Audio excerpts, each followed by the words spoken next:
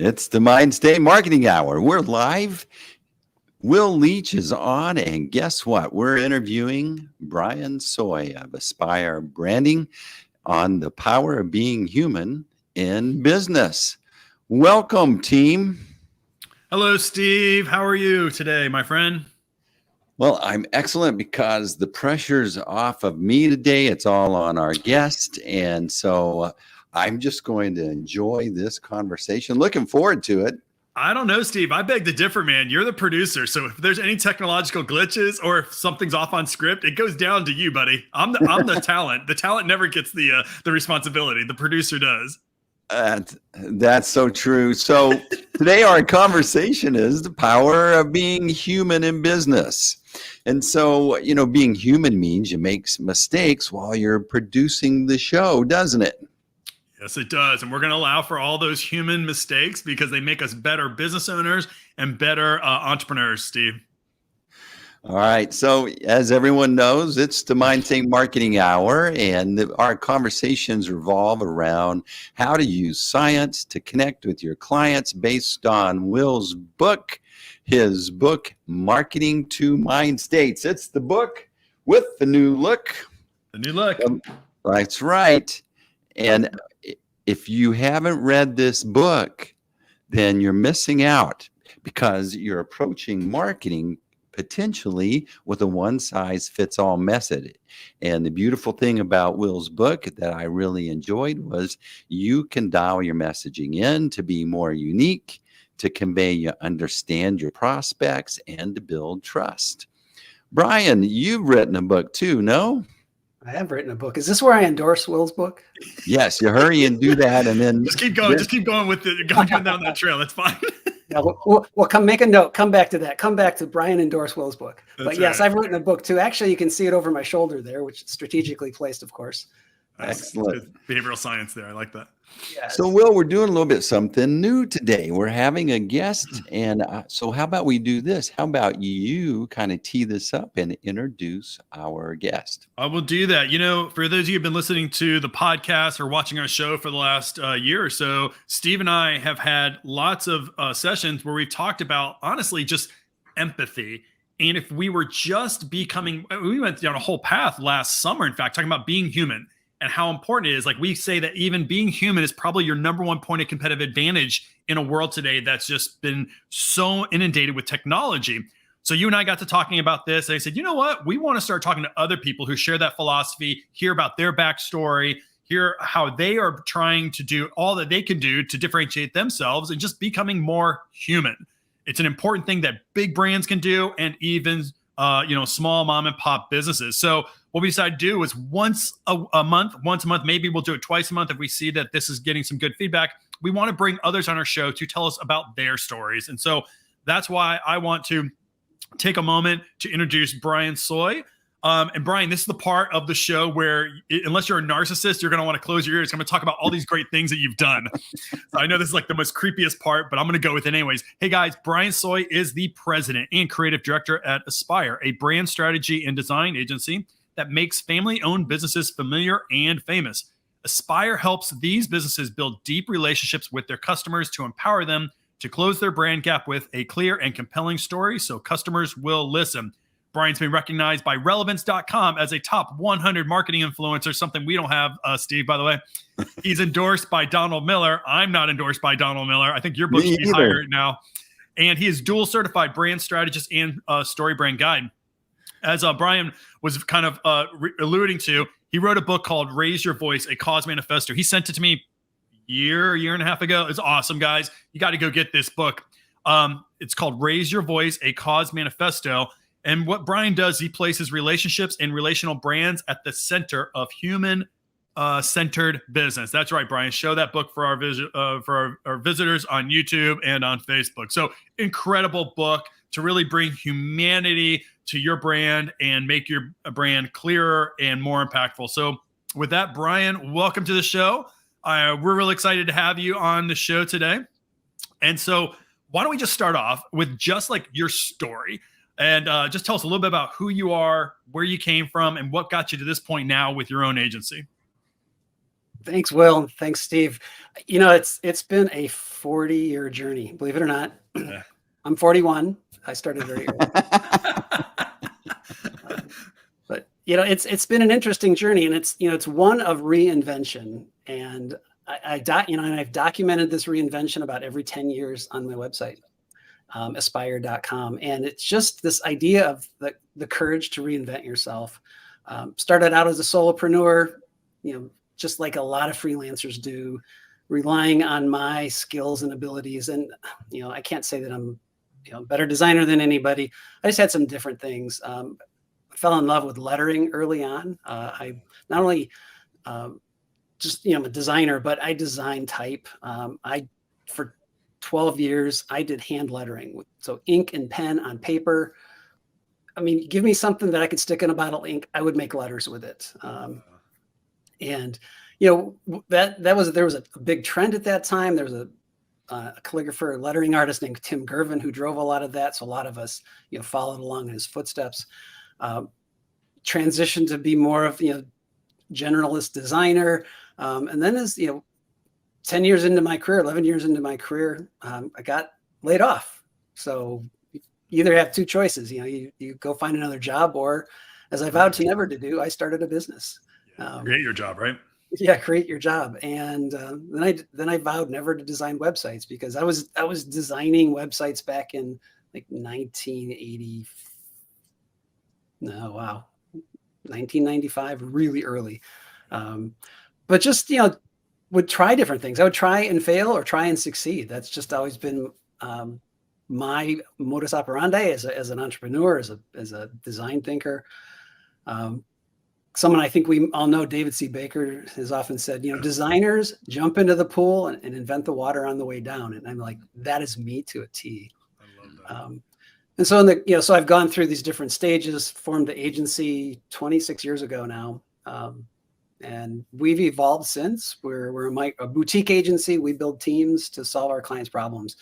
And that's actually the point where I'm really feeling liberated now, because I don't have to do everything. And it's something I should have done 15 years ago. But I was telling somebody else, I wasn't equipped to think that way yet. I hadn't learned and made enough mistakes, talked to the right people to think, I can hire the best talent from outside.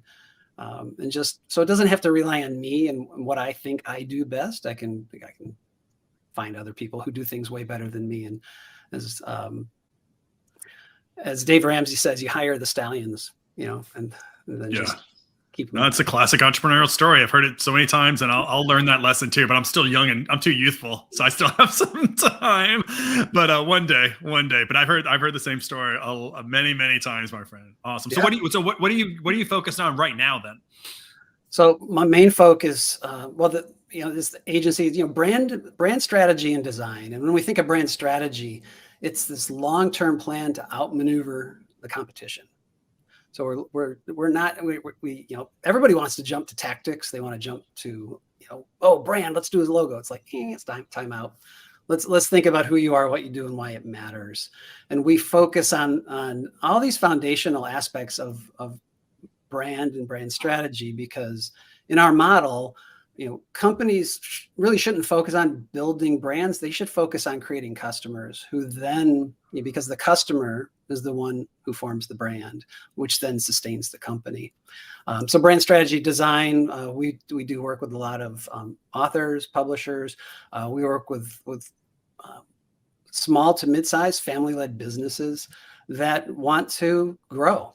So we're helping companies either start up, we're helping them expand, or we're helping them grow through marketing and brand strategy.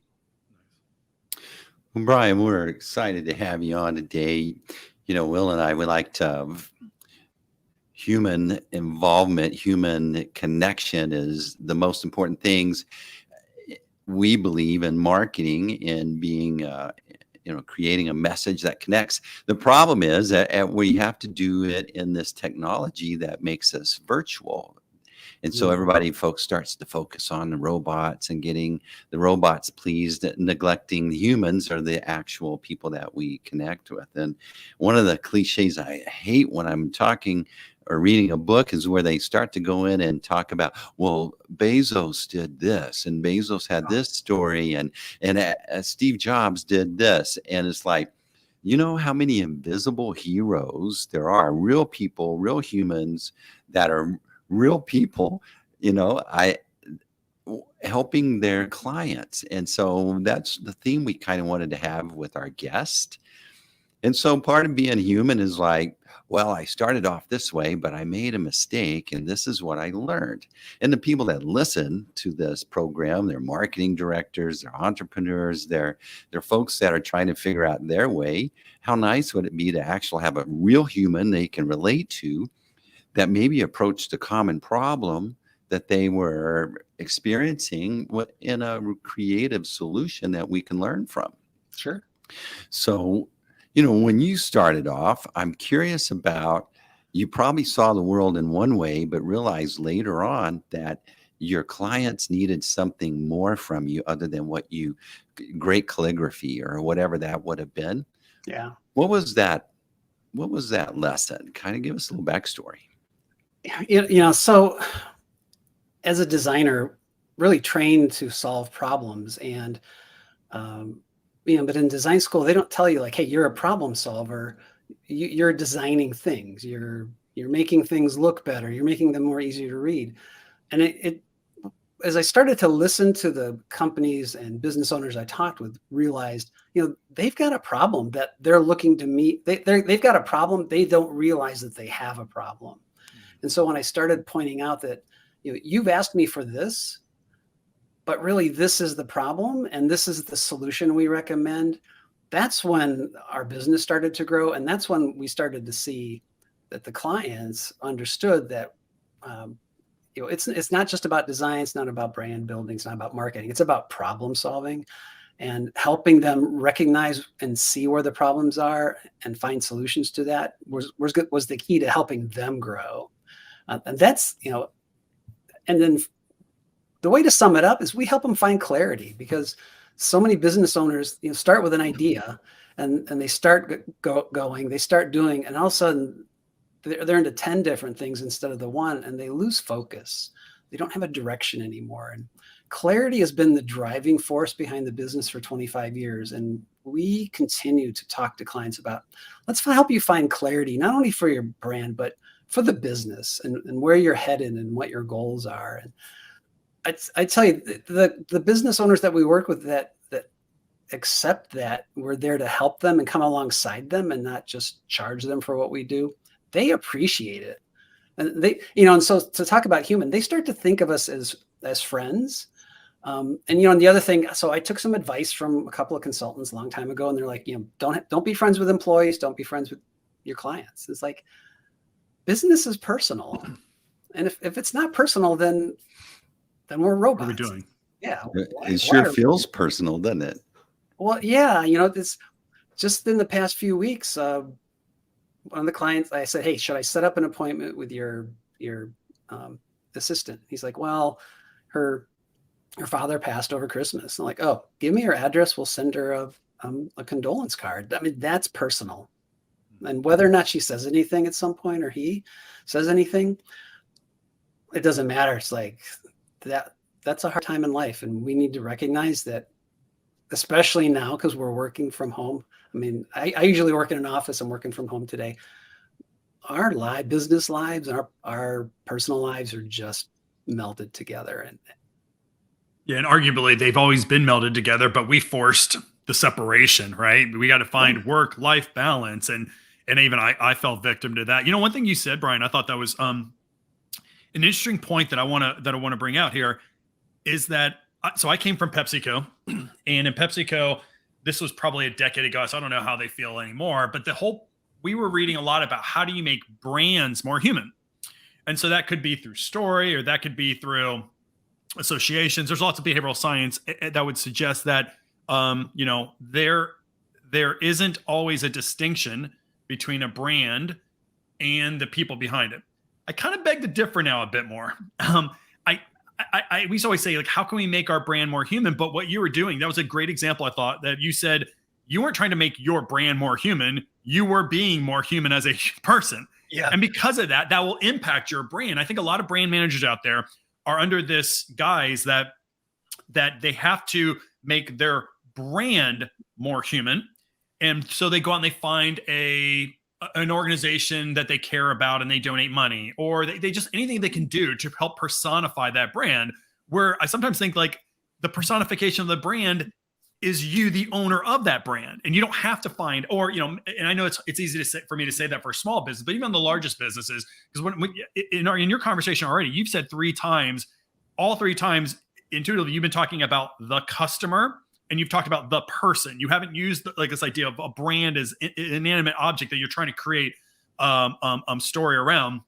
And so what I want to follow that up with is, and Steve, you actually alluded to this, technology, even for the small business owner, and I get these emails all the time, are constantly being developed to help me scale or to help me become more efficient. Why? Because I'm a solopreneur, and these things matter, but there is a choice you have to make. And I'm going to give an example of a choice I made. And maybe you have an example of a choice that you had to make when technology was presented, but how you can take technology too far. And a great example was even Steve's group put a chatbot on my website. So if you go to my website, boom, a chatbot comes up. And I remember that there is this option where I could have that chatbot go directly to my cell phone, me as the owner, that I could interact with my customers, or I could outsource it to somebody else. In fact, probably there's AI technology that can have that entire conversation for me. And I remember there was like, do I want to sit there and constantly on my phone texting people who are just looking, sometimes they're just looking for, hey, do you have rent? Like I've had somebody say, I'm looking for an apartment. Like, I think you're on the wrong website. But I guess this point of it is, I remember thinking to myself, I don't want to make that mistake because I have a one-to-one interaction. And even though it sucks, and even though I talked to Steve about how do I, if I'm in a meeting, what do I do?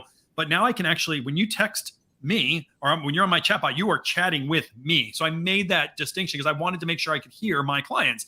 And so is there anything like where you see either you've made a mistake or you see other people make a mistake where there's a technology, but it almost pushes them to go farther away from being human, if you will, for the sake of efficiency?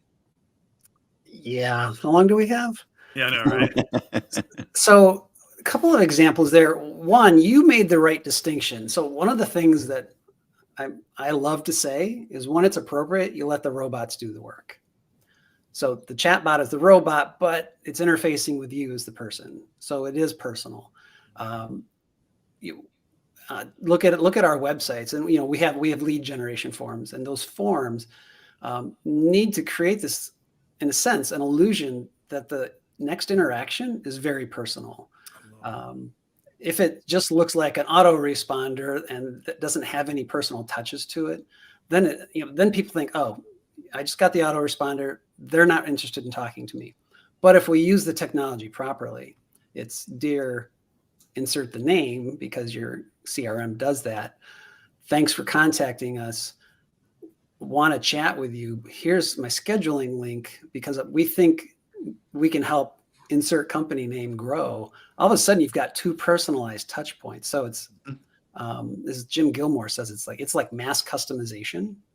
So you're taking something that's very broad and could be impersonal and customizing it. On the other hand, there are times where you just need to reach out to somebody and be personal with the contact. And I think it scales with the business, so an Apple, and I don't want to use big brands. Steve, I completely agree. I'm shifting my next book. I may use examples of companies that may have revenue up to like 500 million, 1,000 employees. So the SBA small business definition, but I'm not going to use anybody like a Virgin Galactic and Elon Musk. Those, we just can't connect with those. I want to tell stories of real people, like, where did you guys fail? Where did you succeed? But it's interesting. You were talking about like this personality. I think at some level, every organization takes on the personality of either the founder or the leader. Even something as big as Tesla or Amazon, It's our personality that's flowing through, because we're setting the values. And even though there may be teams managing it at a certain level, I see this happening, and I don't have data to support it. It's just more of this intuition. Like, he acts like that, but so does the organization. And, either do or don't like the way they act. So that tells me that informs my gut feeling about the organization and its brand. Yeah. Which, that's the definition of what a brand is. It's funny. So that makes a lot of sense. So when you're working with a brand, you're setting brand strategy. Is one of your goals to figure out the personality of either the business owner or whoever's in charge of that brand, to bring their personality out of the brand, or is it, no, let's figure out the brand that we're trying to figure out a positioning or a strategy around what's needed in the marketplace? Because you've actually used customers a lot. You're trying to solve customers, and then you're also talking about bringing out the personality. So is there a balance, and what are you trying to figure out when you're pulling that together? It's both. So we'll work with authors, and there's two kinds of authors. There's the ones, and we all know examples of them, where you see their Instagram feed or their post on whatever platform, and it's them doing things or posing with other people or showing their books. Like, wait a minute, you think about it, it's like, oh, somebody else is taking those photos, and then you try to message them and you don't get a response, or it's like, hey, this is so-and-so's team, and we're managing this. And it's like, oh, wait, I thought I had a personal relationship through this platform with this person. And it turns out there's other people. They may not even see the things that are getting posted. On the other hand, but for an author brand of some kind, or CEO branding, there has to be an element of the personality there to elevate. And, it is definitely personality driven when it comes to that individual level. On the other hand, we do use a quantitative tool to measure brand personality. The easiest way to understand it is, it's like a Myers-Briggs for your company, your organization, your product or service. It's like getting into what are the values that people associate with that, the human characteristics of it, and we can measure that. And the interesting thing is, like, if it's a very commercial brand, we keep finding it gets locked into a specific corner. If it's something that's very emotional driven, it goes to another corner, because people do identify these human characteristics with brands. It's unavoidable. I know there's some people who dispute that. And there's a lot of argument about, well, is that really, does that help us connect with brands? Going back to something you were talking about earlier, it's really about, to me, being relational. Mm-hmm. That's it. We've had companies say, hey, we're a relationship brand. It's like, I don't know that people want a relationship with your brand. I want a relationship with my wife. I want a relationship with my family. But I want your brand to be relational and pretend, even if you're pretending, pretend that I'm important to you. Yeah. No, it's a great distinction. It's a great distinction. I love that point that Will was making, is like, we need our brand to be more human, or I think that it has to be derived from the why of the founder. The founder started that business based on a why that was very important to them. For some reason, they thought they could do this thing better. Some inciting incident started them on this journey. And if you lose that anchor, then the human goes out of that brand. And I think that's a very important distinction, to dig around and find that why. Sure. And it's important, especially if, there's two distinctions there as well. If that why is all about profit, and vague things like value, then it's still, is there really a human? Is there that incident behind it? Or is it about, we want to help this group create this impact by this time? Mm-hmm. And it's a reason for doing business beyond making money. Yeah. And I find that if a corporation has profit in its purpose statement, which again, it is that foundation, there's something wrong there. Maybe that should be part of their mission, but because then that mission is there to support that something purpose. Higher. Yeah. Yeah. It's funny. You brought up a point I want to dive in a little bit on, and it just brought up something. So you had said how you created, you're talking about your form. You have a form and you had 2 points of, personalization inside a form field, right? Which makes somebody feel, there's somebody behind the curtain of this company. And it reminded me, so I do marketing research, a ton of marketing research. And I have a technology that I use to try to understand subconscious drivers.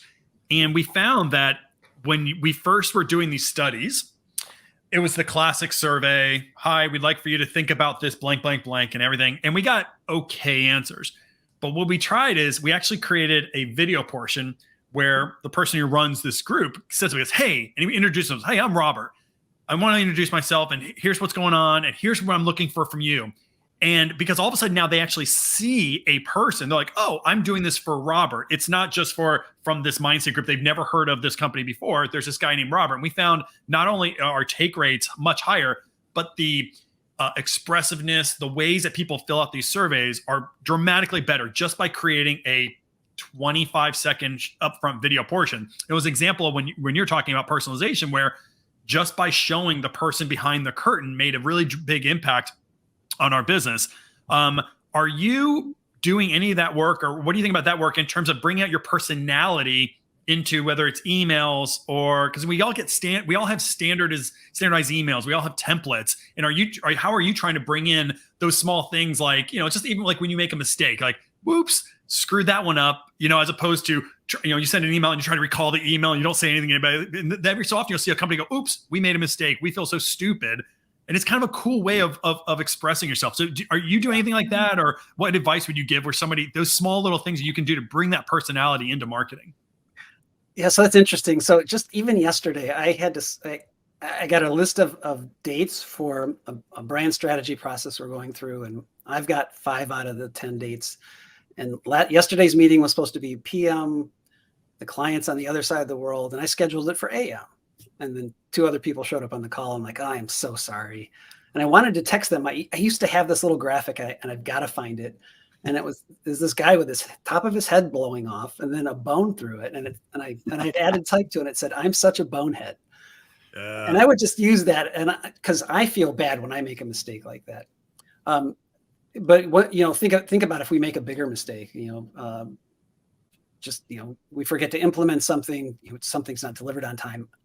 We just need to be transparent and own up to it. Yeah.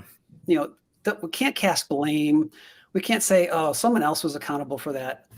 As the business owner, I hold 100% responsibility for everything that goes on, even if somebody else makes the mistake. Mm-hmm. So 20 plus years ago, we printed a calendar for a client, a couple thousand copies. Something happened. And on their anniversary, like they had this big anniversary celebration that was in the calendar, the numbers dropped off or something happened.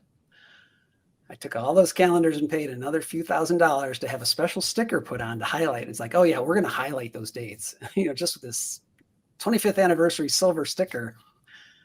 And it's just like, I owned up to it. I didn't complain that I had to pay. I just learned the lesson and moved on. Important. I love what you said.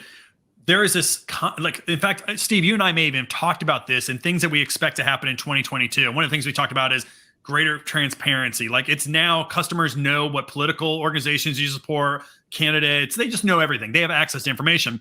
And so this idea is like, we all got to be transparent, whether you're a big brand or the smallest of brands. What you added, I think, which is the big brands are very scared of, is the ownership side of it. Like we all say we can be transparent. We're at different levels of transparency, but you don't see ownership on a lot of things because it's like, well, we made a mistake. Oops. That's different than we made a mistake. Oops. I'm going to go now solve it. It's an important thing because, again, in any relationship, if I mess up with my wife, Melanie, over there, if I mess up somehow, right?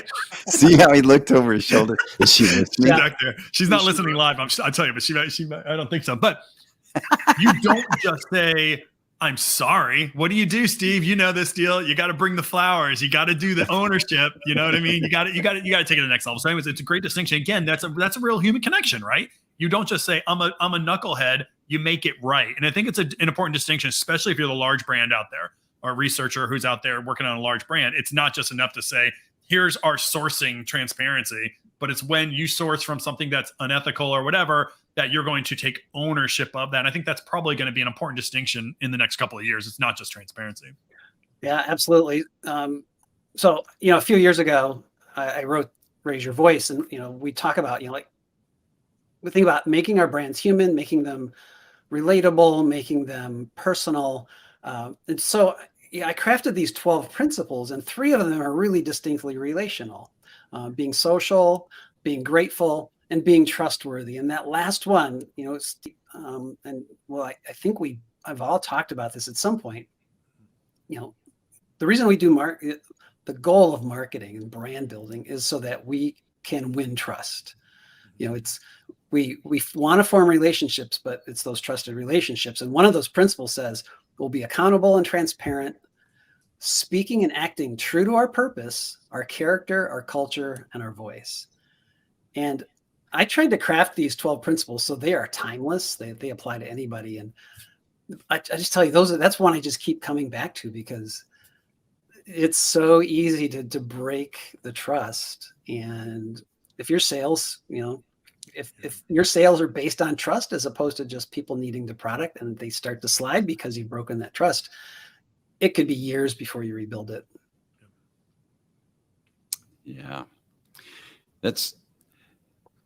There's this trust building that happens in the brain when they're evaluating your brand. I was watching Michael Michalowicz. I think I'm saying his name correct.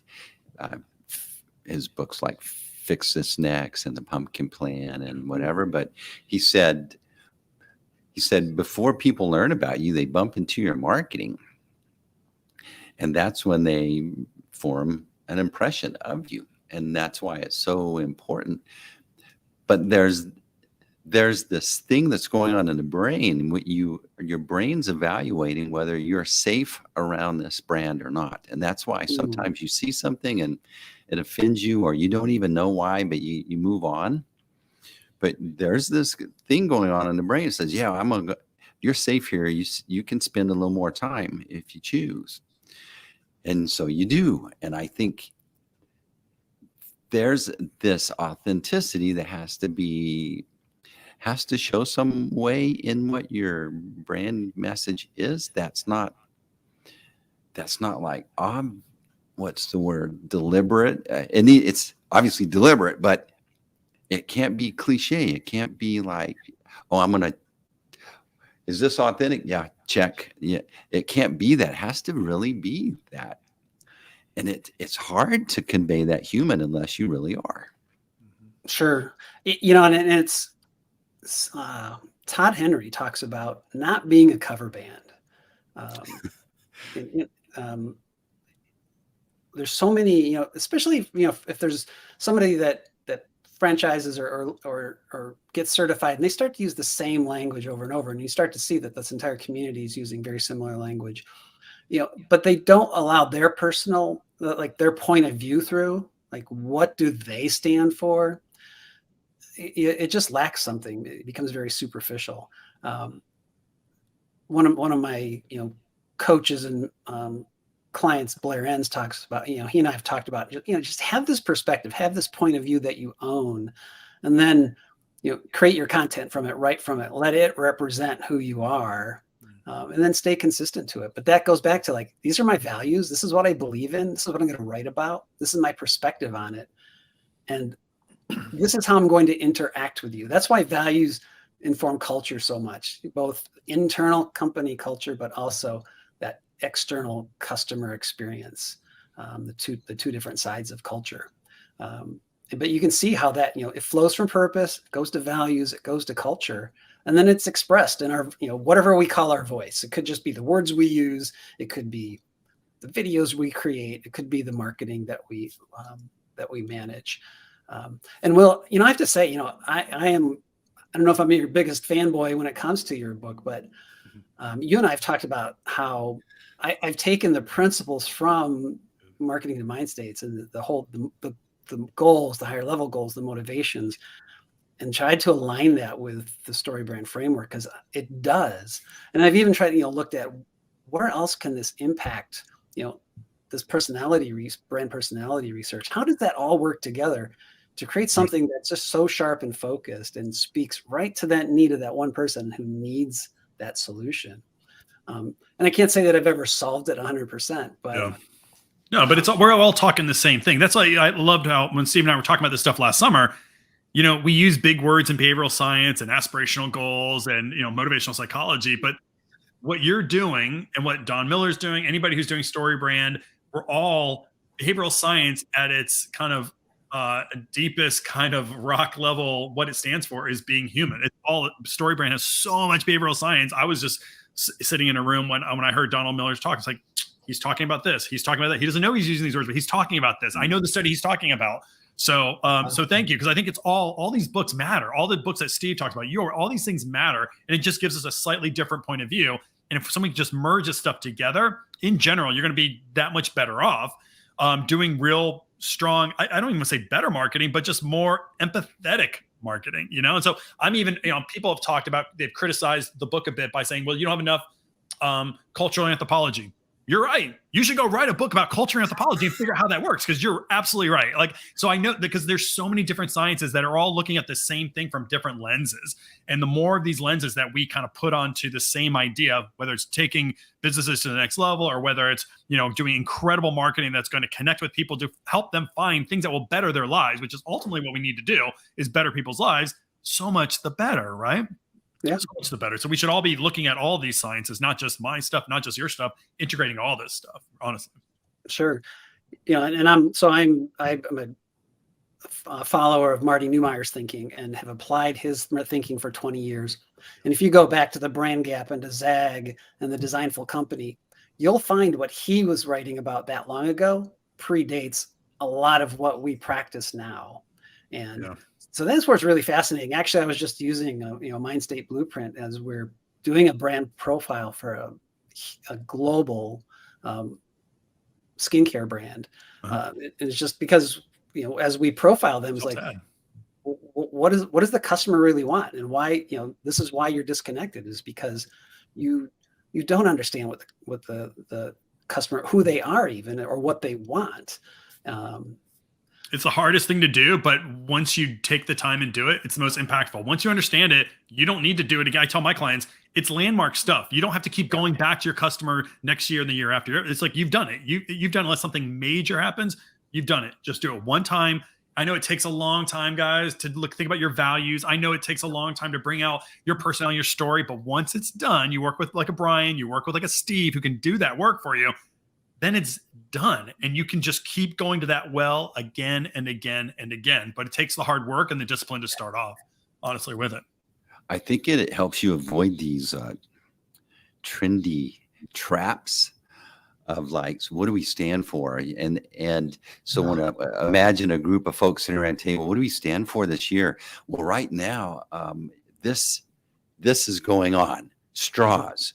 Okay, straws are getting into the environment, and it's very important at some part. Well, we have to take a side. I think if you go deeper and about why you want to serve others with your solution that you bring, I think that's where they really need to focus instead of get tripped off on these superficial, trendy things that are just like that people know. Oh, we did this study. I did this test study with a bank one time. Is like they wanted to do socially conscious banking. And so they had they brought in all these kids that they wanted to promote their bank to. And they asked the kids, how do you feel about a bank being socially conscious? The common theme in their answers, well, isn't everybody socially conscious? And it was this trendy moment, trap. Why did you start your bank in the first place? Why do you want to help kids? Let's focus on that instead of like, oh, this word, I heard this word out there. It sounds really good. Should we weave it in our message now? Hey, Steve, I think you're talking to some of the banks I talk to. Are you trying to steal some of my banks? Like I really honestly think that I talked to a bank like 3 years ago that was like, we want to differentiate by being the socially responsible bank. Are you trying to steal customers? No, I was in San Francisco when this was going on. Okay, no, that's not okay. That's not mine. Holy cow, I love that. I thought there's a little shenanigans happening. But think about it. They weren't the only bank thinking that. That's And right. they're gonna roll out a big brand refresh, and we're socially conscious, and it's gonna land flat because everyone else is too. Well, me too. Me too. We're socially me too. Mm-hmm. Mm-hmm. Yep. The Me Too. They become fast followers. The Me Too branding. And look at all the words: greenwashing, whitewashing. Yeah. That's what they do. It's just like, hey, let's put a veneer on, and this will last for a couple of years. And I don't know if you saw the report that came out maybe 2 months ago. Like what? And I'd have to look it up. But it's like, what do consumers really want? Do they want CEOs to be sharing their opinion on, and changing the brand perspective? And 65% of consumers say, no, we don't care what the CEO thinks. Yeah. We want you to help solve our problem. It was a landmark study. I referenced it in one of my most recent blog posts, so I would have to go back to that. I love it. Hey, Brian, real quick, I was just thinking about this. You work with over the years, lots of different entrepreneurs and small business owners, and I'm sure some people are kind of extroverted, love talking about themselves. They just bring out their full personality into their marketing, and it's an easy role for you to, kind of figure that out. And there's probably others that are introverted and don't know how to express themselves, and they don't know where to start. Like maybe they're not even all that empathetic. And I think about, I have a friend of mine who I knew from high school, and I don't think of him as being the most empathetic person. And he built an app. I won't go into the app, but it was not a great app, but whatever. He was trying to like anybody else. He did the program, and he bought an app for concerts that would do something funny. But I remember thinking to myself, like, this guy I asked him why he built the app, and it's trying to find friends at a concert. And I asked him almost the same question that you talked about. I was like, so why'd you do that? That's like, why that? Of all the things you could do? He goes, oh man, there's nothing out there, and there's money to be made in concerts. I thought, now that's not the best reason to build, like in terms of you're going to build out your brand story, all stuff like, you're going to build this out. It's really because he saw an opening in the marketplace. So for him, I think he struggled a lot with, how can I relate better with my customer as opposed to, well, I saw a market opening, and therefore I built an app to think maybe I can get a couple of downloads on it, and it wasn't successful at all. So I guess I was wondering, like, if there's somebody out there that's listening and they're like, this all sounds good, but I don't feel comfortable with kind of putting my personality in it, or I don't know where to start. Like, I know it's important, but where do I start? Like, because we're talking heady things about building brand personality stuff. Like, what's the thing that we can do right now that somebody could come off the show right now and say, I'm going to start doing this in an email. I'm going to start doing this on my website, whatever. Is there any advice or anything that comes to mind? Yeah. So, I am by personality, I am actually pretty introverted. So just spending time with you guys is exhausting to me. That's not the only reason why. Yeah, I have to do this every week with Will. I know. Feel your pain. But, so even if you're introverted, though, the nice thing about technology and the beauty of social marketing, let's call social media for what it is, social marketing, is you can have an alter ego. You can be somebody else. You can project a persona that is not like who you are. Or it just could be the weaknesses that you have in projecting that you strengthen on social media, so you can learn to become more comfortable with that. So I would say if you're not comfortable like being the face of the organization, which is important, I think for any company, there needs to be a face to that company. Otherwise, it's just like, what do you think of when you think of let's pick a, when you think of Tesla, you think of Elon Musk. When you think of Virgin Galactic, you think of Branson. When you think of Apple now, you don't think of Tim Cook, you think still of Steve Jobs. There was a face to that company. Well, again, the smaller your company, I think the more you need to focus on that, because it is the personal connection. Think about your own companies. Do people say, oh, let's call, ROI Online, or let's call Mindstate Group? No, it's like, hey, get Leach in here, or call Steve. Ron's going to have the answer for us. They use our names because they associate us with the company and what we can deliver. So I would say, create a persona for yourself who's going to be your online persona. And it doesn't have to be you don't have to be a Gary Vee or a Will Leach or a Steve Brown.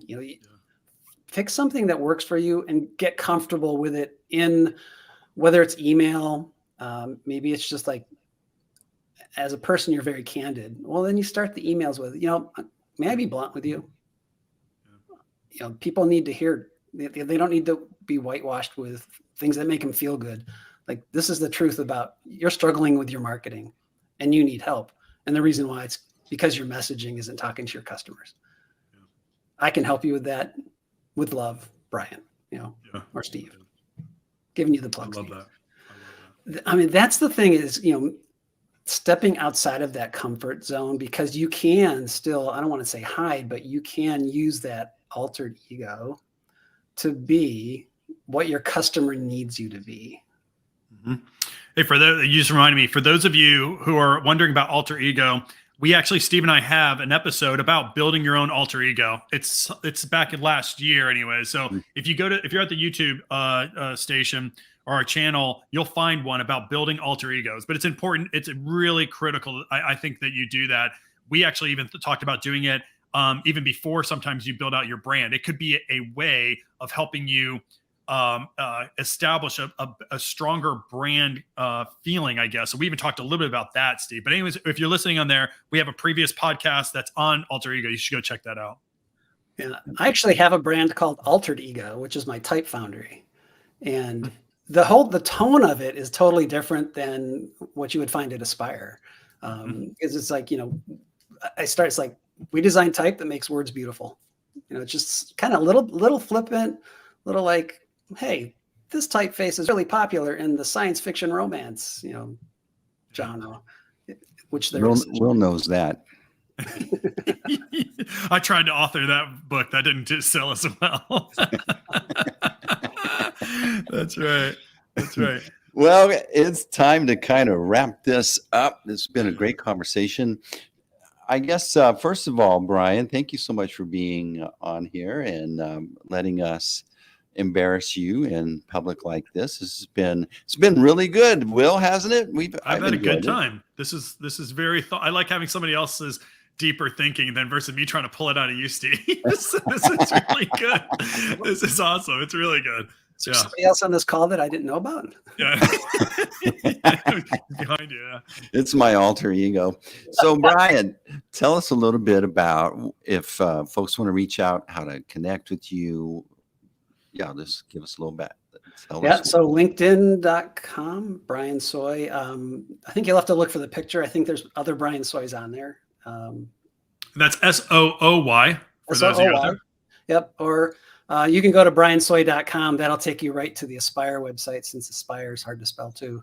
And then I love to share this with people. I also write a blog for faith-driven entrepreneurs at entreworship.com. You can find a link to that in the footer of Aspire, so don't worry about it. But at the bottom of Aspire's website are 4 other websites that are part of our family of brands. We write a lot at aspire.com/blog, and it's content on how to find brand clarity and how to develop purpose-driven brands, but also just on how to become a believable and human brand, because that's what the world needs right now, more than ever. Will, any last words before we? Not at all. I think, guys, if you enjoyed this episode, please hit like or let us know. We had a great time, I think, and we'll continue to do this. But I really appreciate, Brian, you coming out. Love some of your perspectives. And wish everybody out there, if nothing you get out of this conversation is the importance of trying to become more human in business. The world, like you said, Brian, the world needs it. Whether you're a big brand or you're just starting your entrepreneurial journey, just be human. And I still believe the behavioral science would back it up, that it is the single most differentiating thing you can do in the marketplace today, bar none. Be human, you'll succeed. All right. And so be sure to listen and subscribe on the podcast, wherever you love to listen to podcasts. And also follow us on YouTube. We've got a YouTube channel. It's the Mindstate channel. So subscribe there. Brian, Will, you guys have a great week. And that's a wrap. Thanks, everybody.